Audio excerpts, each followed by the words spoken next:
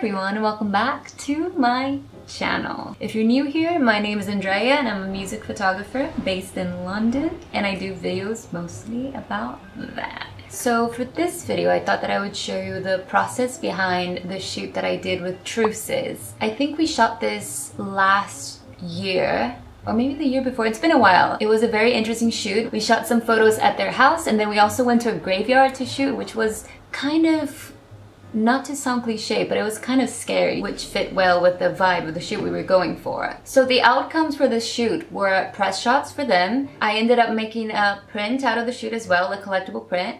And they ended up using one of the photos as a single artwork cover. So that was cool. I'm gonna show you all of that in the video as well, so you get to see the whole process and the final outcome. I know that I would have been interested back in the day to see the whole process of someone else's work, and so hopefully you find it interesting. Let me know. Before I delve into the whole video, I'm shooting on my OG camera. It's the Canon 650D, and I hope the quality is a little bit better. I was shooting everything on my Canon G7X Mark II, which is like a tiny camera. It's not here.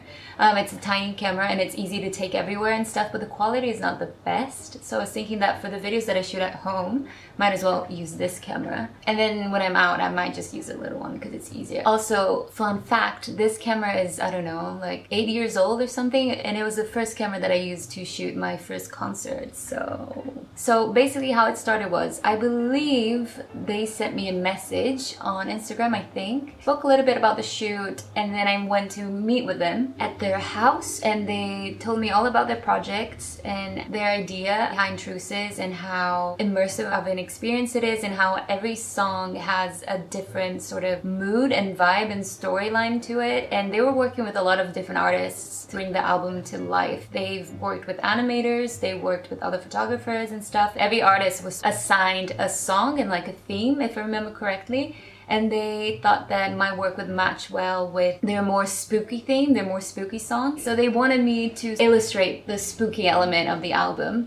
And they sent me this very extensive mood board that, if I can find, I'm gonna try and include some photos here. It was great, and I felt very excited to do the shoot because I love the spooky aesthetic. I feel like my work, because it's black and white, because it has a lot of black in it and stuff like that, is already a little bit categorically moody and stuff, but to work with someone who really wants to bring out that scary element out was very interesting and very fun. So I was very excited. And the main thing that we wanted to focus on was that we wanted to get some shots with a black solid background, and then we also wanted to get some exterior shots in like a forest or a graveyard. So we ended up doing both of those. And also another thing that we really wanted to focus on was, there was like one photo that they showed me of this figure in the dark in the forest. The eyes were kind of shining. There was a play with lights like in the eye area, and I really gravitated towards that because even before I started shooting bands and taking photos, I used to edit photos that I found on the internet. And one of the things that I loved to do the most was like mess around with eyes creatively. I'll show a edited image that I did of Mick Jagger. Basically, I really always liked messing around with eyes, so I was excited about that element of the shoot. Also, when we first met, they said that they wanted to go to the National Theatre to rent out some clothes, like some costumes, because they wanted to dress up a little bit more spookily. Natalie ended up going with like this white lacy dress, and Jules got a cape to set the tone and the mood. And I have some footage of us in the National Theatre like browsing and looking for stuff, which is a great tip. I think this is the first time that I did a shoot where we actually outsourced costumes for it, which was very interesting. It's very inspiring to go to those places because you see so many different costumes for so many different purposes that you automatically start thinking of like ideas and things you want to shoot and do. But obviously we had to stay focused on the plan at hand, and they ended up getting the clothes that you're gonna see in a sec when I post the footage of the actual shoot. For the shoot outside, you might want to wear something different because it's a different mood kind of, right? Like well, it's similar. That's nice. Cape, it's red inside, that's cool. There's no mirrors? Huh? You can look at it on the camera if you want. Does it help? Quite like the cape. Yeah, the cape is cool. It's kind of short though, no? You want it, yeah, maybe long is more. It's more creepy when it's long. Oh, look at these crowns. Gosh, this is like so much fun. That's sick. Oh, that's cool. I like that one too. That's cute. But it kind of reminds me a little bit of like a clown. But that could be a vibe though. Black is good? Oh, yeah, I like red and black for editing. Or white. Black, red, and white are like the colors that matter the most for me. But obviously, if you find someone else that ones, and that like could be super cool. Because then it's gonna stand out more, you know? You mean like? Yeah. Oh. Oh my god. That's creepy. Is that a hat? Wow. Even the changing room is cute. I'm thinking like a long black bird. It's kind of hard to see them, isn't it? Digging, yeah. Wow. That was amazing. Oh god, feel the weight of that. Oh my god. Feel it. It's flawless. Oh, whoa. What? Right? What's underneath it? I think it's weighted to like keep Oh. it down. That is nice, but it's gonna be a workout session. These are the options we have so far. They're all really long and really heavy.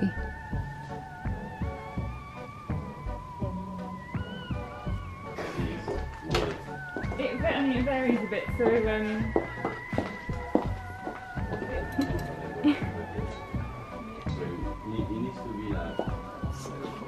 It is cute, it is cute.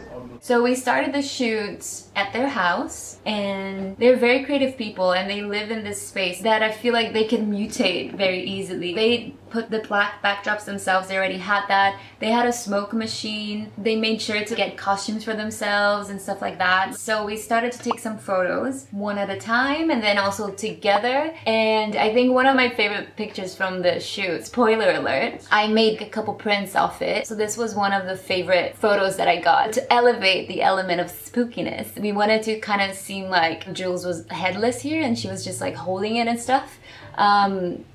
And I think I have footage of us getting that shot if you're curious on how we did this. But a good trick if you want to crop something off when you're editing on post is to, when you're shooting, try and have something that helps the outline of what you're trying to cut off and have it blend in with the background. Like for example, we had a black backdrop and we wanted to basically cut off his body from the photo. So I asked him to put like a black turtleneck so that the turtleneck itself would already sort of frame the neck and match with the black backdrop, so that would help me edit the photo later on. It would be much easier. So that's what we did.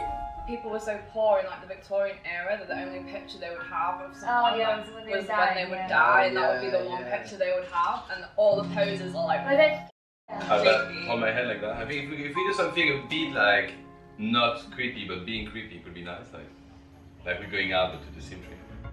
You know, it'd be really cool if I did that and then you like removed his body.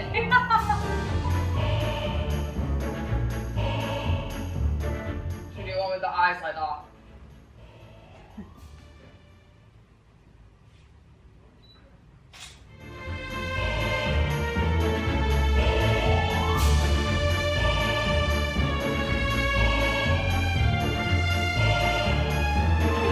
Yeah.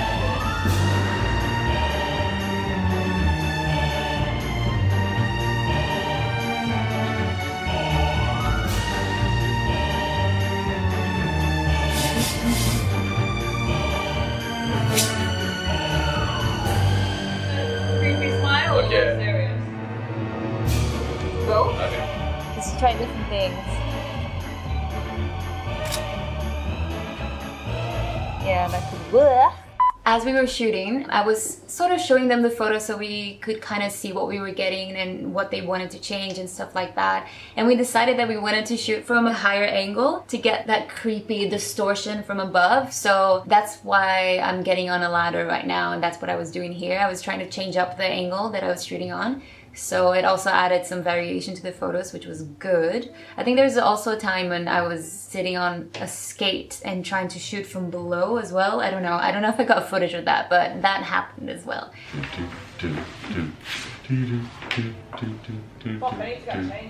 After we were done shooting in their house, we saw that the sun was starting to come down and it was the perfect time to hit the graveyard. You can see the tombs already. Oh my gosh.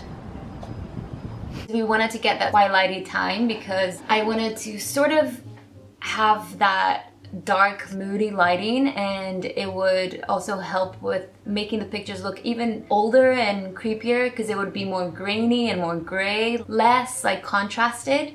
So that would also help with the variation from the shoot from the graveyard to the one in their house, because in their house it was very contrasted. It would almost look like it could have been a different shoot. I quite like the light that's coming. Yeah, should we get one like standing on this road?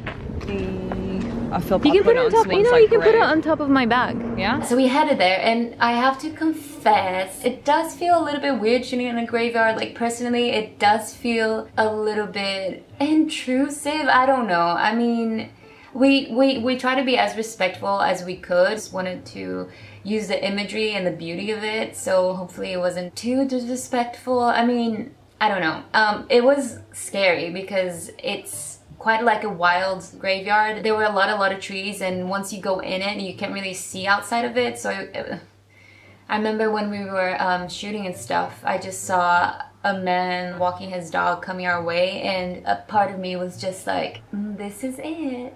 This is the end. This is how it happens. It's like one of those moments where you feel like you are at the start of a horror movie, where you're being like the careless young people, you know, having fun and walking into a graveyard at the dawn of night, and then you end up getting murdered. But yeah, so we didn't stay there for very long, maybe like 20 minutes, half an hour, because first of all, it was getting pitch black and also it was very scary. But also one of my favorite photos from that shoot was taken there, and I think one of their favorite photos from the shoot was taken there as well, because it became the single artwork. So it was well worth it to go there. And once the shoot was done and the images were released, I decided to add one of the photos of the shoot to my collectible print project. So if you've watched my videos, you're probably familiar with. If not, it's basically a project where I release a print every month. And yeah, so I wanted to add them to the project, and this is, like I said before, one of my favorite photos from the shoot. And I believe this is the June or July print, I'm not too sure now. It was done during quarantine when I was back in Portugal. I'm back in London now, if you can tell, this is the living room. And my main thing during quarantine was that I wanted to feel like I was working on something new when I didn't have anything new to work on. So I was revisiting some older shoots and re-editing them with color, which was very interesting because I do feel a little bit color deprived with my work because I work mostly with black and white, which is my favorite, but every now and then I really miss adding color and working with it. So during quarantine, I recolored some of my older photos, and this was one of them, and I just love it. I love the juxtaposition of the pink and yellow, the vibrant colors with the darkness of the moment, and it's just like a quirky photo. I just think it's a fun one. Let me know if you enjoyed this video, if you like this sort of videos, if you find them interesting or helpful. Please go check out Truce's album. It's out now. It's amazing. And also you can grab a print if you want from the link down below. And let me know what you'd like to see next. And thank you so much for watching, and I'll see you on my next one. Bye-bye.